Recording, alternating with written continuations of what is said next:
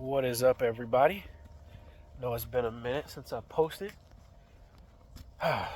but today is Monday, October 21st, and right now I'm at a service call for a new customer.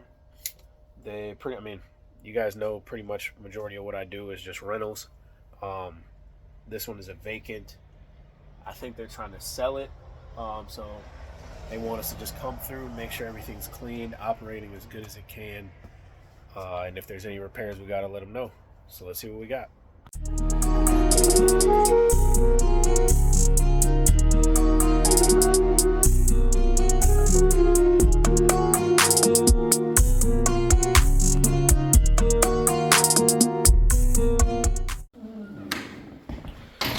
All right. So upon entry, I'm already guessing that either the air handler is under the house or I'm dealing with a package unit, just judging by the vents in the floor. In my area, it's very rare you're going to get a downflow. Not saying it couldn't happen, but I'd be very, very surprised. Where's the light? Is this a light switch? Nope. That worked there. Oh, these are all on dimmers. Oh. Okay. Let's just turn it off. And nothing down this hallway. All right. Use my trusty flashlight. Let's see. This old-timey thermostat. Is this set to 80 degrees? Hold on a minute.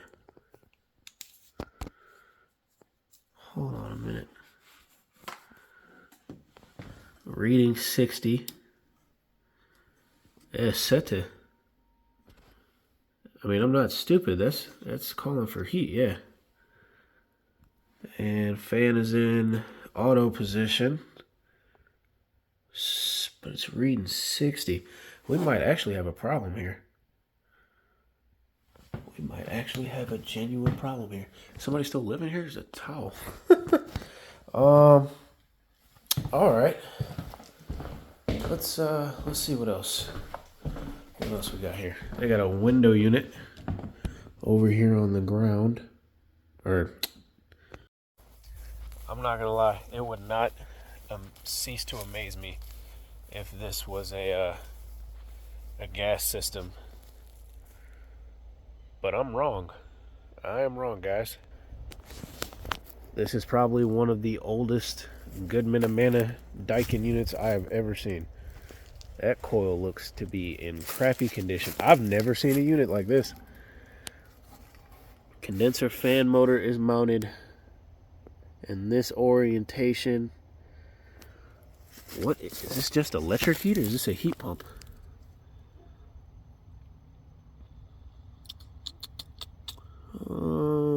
Is that R22? Yep, R22 right there. At least it's not a gas with the gas utility cut off. So let's see about the disconnects real fast. On and on. Huh. This is weird. Let's go check the breaker panel. Alright. Let's check the panel. Dryer is on. Everything seems to be on. Might have us a real issue over there at that package unit. Awesome. Let's go check it out. Alright. Got one of the panels off. I think I know it's easy to see that one set of power wires comes in this way. I think it travels to the other side of the unit, but there's a set right here, and I'm going to see if we at least got low voltage. I could probably take that panel off and check right behind there on that breaker, but I'm not going to worry about it at this very second, just because it's already blocked. So from R to C, we do have 24 volts. All right, well, I know the thermostat's making a call for heat, so do we have 24 from common to W? We do not. we do not. So what happens, just so I'm not sucking in a whole bunch of leaves right here, if this does work, put that right there. Grab a pair of jumpers real quick.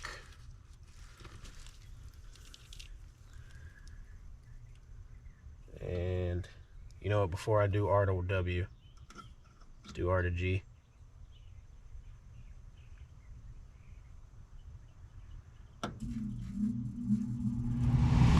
Blower motor kicked on.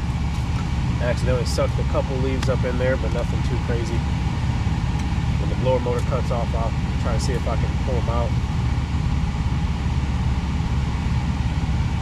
I wonder if that thermostat's just time to go.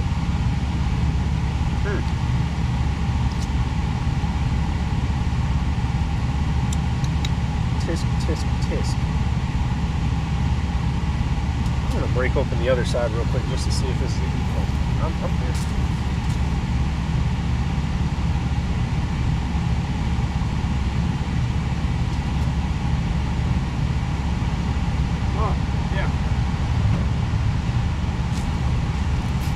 Oh, it is a heat pump. I probably could have realized that by the old wire being hooked up, so I wonder why there's a single stage thermostat on a system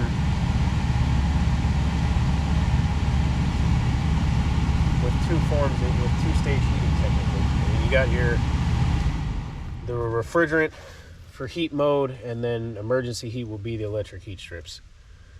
So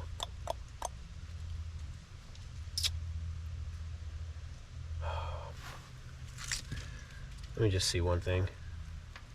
So I'm wondering. Okay, so the thermostat's really not making a call for anything. I'm gonna go ahead and see if we've got if we've got voltage at the thermostat.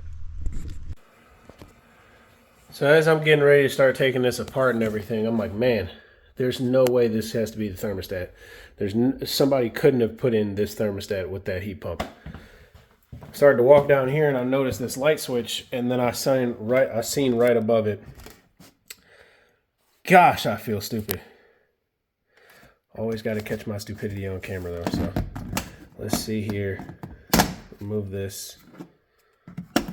Common is hooked up, so I don't even need these batteries. I'm gonna take them out, or else they'll just keep having that low battery signal. And then I'll go put in the disconnects and try this again. And now that I'm back out here, before I even turn the disconnects back on and get to trying to work this thing, I just wanted to try to find the evaporator coil.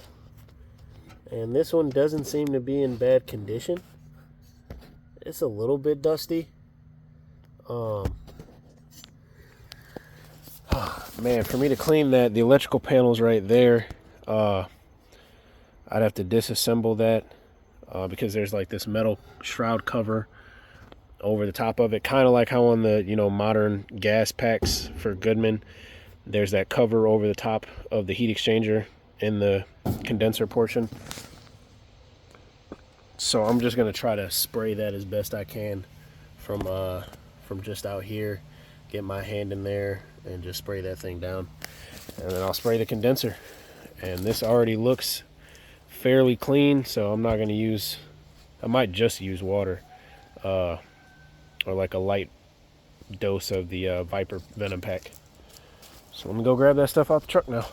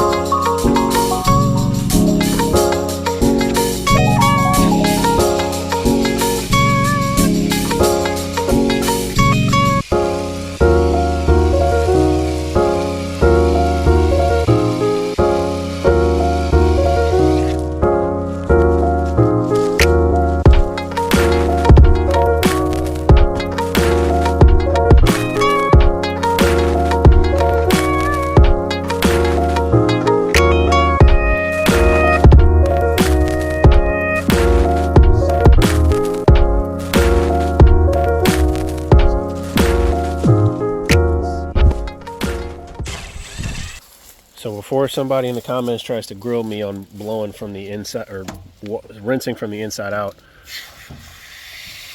this is the kind of water pressure coming out. So I don't really have a good amount of water pressure to truly, you know, blow that stuff through. So that's why I'm just aiming down and blasting down. That's, I mean, it's a, how old is this? Serial number 05, 06. I mean, it's an older unit. There's, I'm not gonna say significant coil damage, but some fin damage done to this already. It's getting cleaned the best I can get it without taking the thing apart. I thought it was a, what is it, those kind of coils you could split, but I looked right here, that does not seem like a splittable coil, so I just rinsing it the best I can. And heck, it may be a water pressure issue because the connector for this is just not holding. I mean, in both spots. The seal part on that one is going, but I mean, I knew the moment I cut the water on that was leaking, but I didn't think it would stop me that much.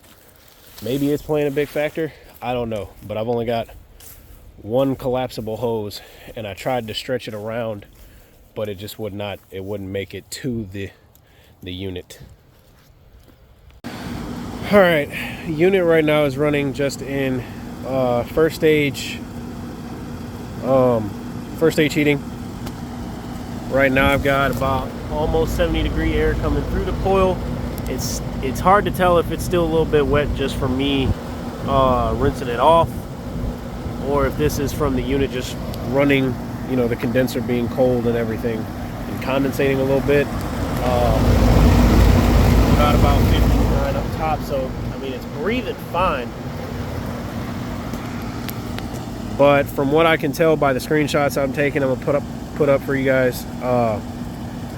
I know, like, a rule of thumb for the suction line going to the evaporator coil, which technically in heat mode is, I might be mistaken here, the discharge line, which should be about, you know, 100 degrees over ambient. That's what I was always told. If I'm wrong, I'm sure you guys will let me know, but it's running like just barely over 100 degrees, and it's 72 degrees outside. Just looking at my watch, I mean, that probe right there is almost 70, so I think we're slightly low on refrigerant. Just also going off the Delta T, I mean, I feel like in heat mode right now, I should at least be about 15 to 20 degrees above, you know, the temp split, but I'm getting just over 10, you know, about 10, 12. So that could be an issue right there. I'm gonna have to notate, but I'm gonna go inside and throw the thermostat into stage 2 and see what's going on with that. So I just wanted to come in here and look at the filter real quick. It's not super dirty,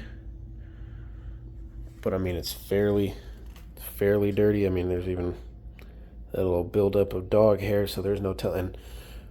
I will say, even though this is vacant, it seemed like it was vacant from the outside, but somebody's still partially living here, so that maybe they had a dog, and the filter there is caught some of the hair before the dog was moved. But I find a lot of these types of issues on package units down south, where, you know, you'll have this opening right here for the return, which is a, what is that, 20 by 20, and then it gets choked down like right there, which that area, I mean, this is disgusting right here.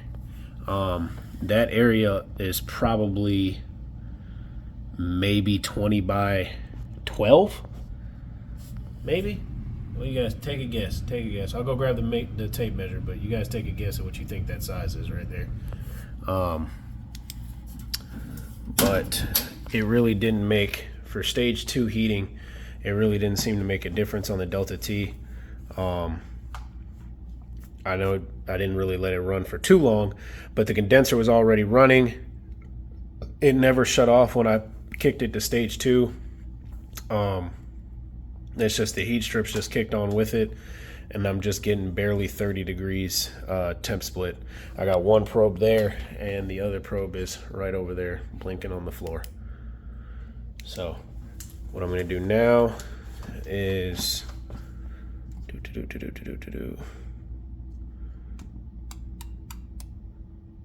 going to let it cycle off, and then I'm going to leave that right there for now, but I'll come back inside after coming back to get a measuring tape for that, and I'll cut it back on once the unit stops. All right, so I'll do this one-handed real quick. Oh, the stupid wire's in the way. Put that down real quick. So we do have about 20 1/4, just as the width of it, and front to back on this opening.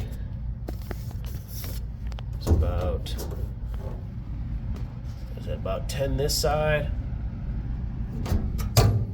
and just under 10 that side, so barely 20 by 10 opening there. Yeah, that's definitely not good. Now I will say it's weird to look at. I'm not gonna say weird to look at. Let me rephrase that. I figured I'd feel air coming from like these little areas right here, but I'm not. Just to come and find out they've been blocked up. So there's one potential return there that was blocked, and then there's one there. So maybe if that was opened and that was opened, you know, if they're tied up under the house somewhere, maybe if we tie that in back into the regular or to the main return there, that could help with some airflow issues. But I mean, oh God, that's just terrible. And I've been catching those issues so frequently lately with these package units. I understand. I mean, shoot, we have to deal with it a lot. We do the best we can with what the builders, you know, give us an allotted space to deal with on these, on like the renovations and everything. But man, airflow is so important. That's one place you really don't want to, like, I mean, you don't want to cut corners, period. But I mean, we've had some of the builders where they say like, oh, don't worry about it, you know, we'll rock with it. And then they're finally done doing their renovations. They come through for inspection, and then when the unit is being inspected by whoever, they run the system in heat or cool mode. The system either starts freezing up. Oh God, the sunlight. The system either starts freezing up or it goes off on high limit. And then we come back out. We tell them, yeah, it's the same issue we told you before with the airflow. You got to get that return enlarged. And then they're sitting there trying to figure out now, while the house is all finished, where to put a new return. So it's just a problem we deal with a lot. The unit wasn't running any much better in cool mode, so I just went ahead and documented my delta T's and the pressures right before I cut the unit off. The field piece app was telling me that due to the indoor conditions on the return side, I was pulling in too cool of return air to truly charge the system by the piston right there. So it was running like a 5 degree and then 3 degree, and then it just cut off.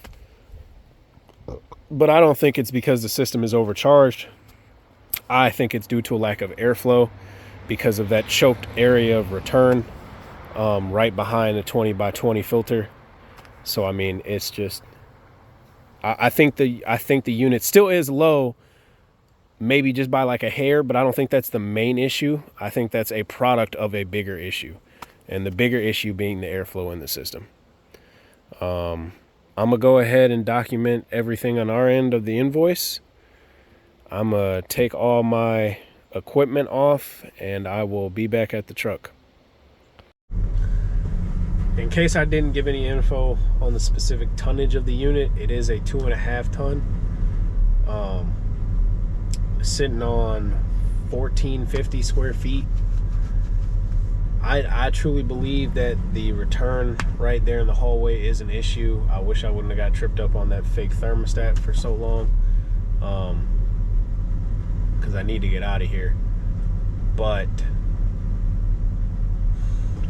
it's kind of odd right now at this temperature outside to really gauge to truly gauge the refrigerant pressures. One, there's no pressure chart on that unit, so I'm strictly going off the field piece, you know, app for using the standard superheat table. I could have used my tablet with the Measure Quick app, but my tablet's been charging because I didn't charge it overnight. That's my bad. But I mean, this morning it was like 50 something degrees. I think the high today is supposed to be 80. So I mean, like, these temperature swings, especially with me right now being dead in the center at 70, 72 degrees outside, it's just making it a little bit difficult to really figure out if the refrigerant needs to be dialed in a little bit better. But for sure there is a subtle airflow problem. As you move towards the back of the house, the opposite direction of where the thermostat is located, the airflow starts to diminish a little bit, not tremendously. So that leads me to believe that there is, you know, there's no real trunk line. It's just probably just spidered off as it comes down the house, which isn't uncommon down here. So at this point, I'm just wondering if they should just do away with it. Not necessarily do away with the unit, but really weigh their options, especially since they're selling this house.